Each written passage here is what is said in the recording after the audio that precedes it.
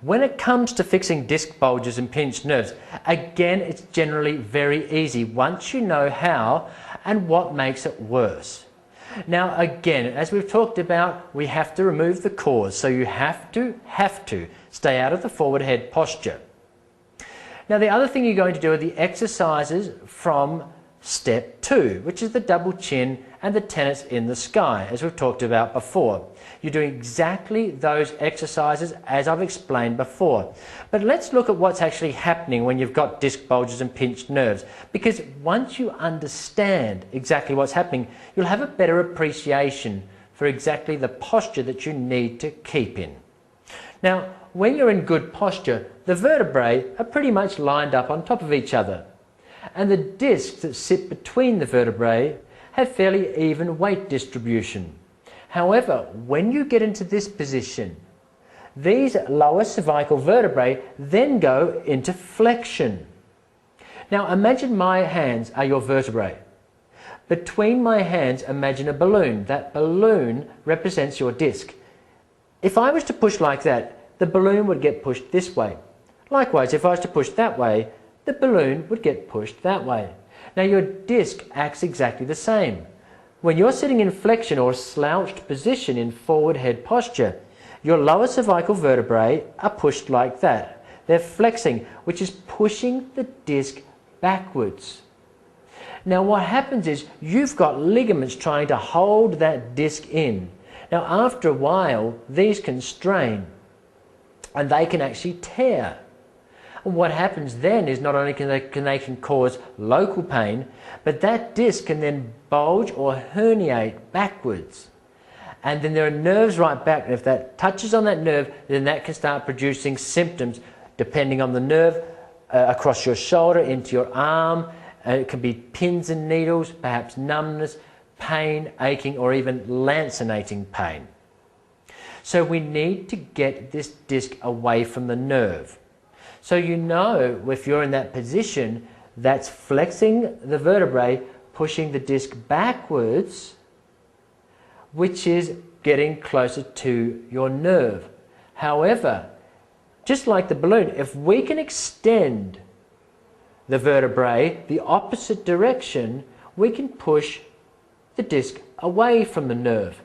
And that's exactly what happens when you do the double chin and the tennis in the sky. It places those lower cervical vertebrae into extension. So just like the balloon, it pushes the disc away from the nerve. So when you are doing these exercises, just like before, you'll do the double chin first day. Just the double chin every waking hour, 10 repetitions, 3-second holds. Then you'll include the tennis in the sky, if pain permits, the second day. What you're looking for is a reduction of symptoms in your arm or hand or forearm, depending on where your symptoms are. But let's say, for instance, you've got tingling down your arm, even into your fingertips. What you're doing your exercises and you're wanting to see a lessening of symptoms in your arm. And what you should probably see is the fact that you'll stop having symptoms further down your limb. In other words, let's say it was all down your arm, and then after you've done the exercises, let's say the next day, you only have it now in your upper arm, no longer in your forearm and hand. And this is showing you that your condition is getting better. Another way for you to know that your condition is getting better is if you had numbness in your hand, and now it's not numb, but it's tingling. That is showing you that your condition is improving and is a green light to continue with your exercises. So you will continue doing these every hour until you have no more symptoms in your arm, hand or shoulder.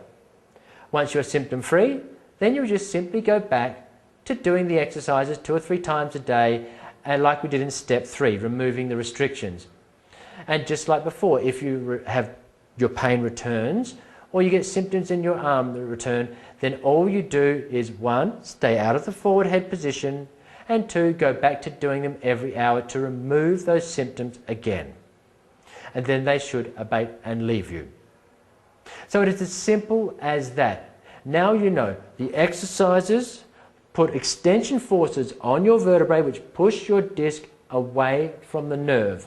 Stay out of the forward head posture and your ligaments can then heal Just like, let me give you an example.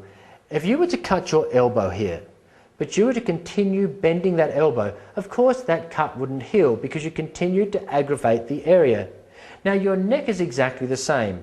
If you continue to be in that forward head posture, those soft tissues, again, it's like bending your elbow. They don't get a chance to heal. And this is one of the major reasons people continue to have neck pain. They keep aggravating that area.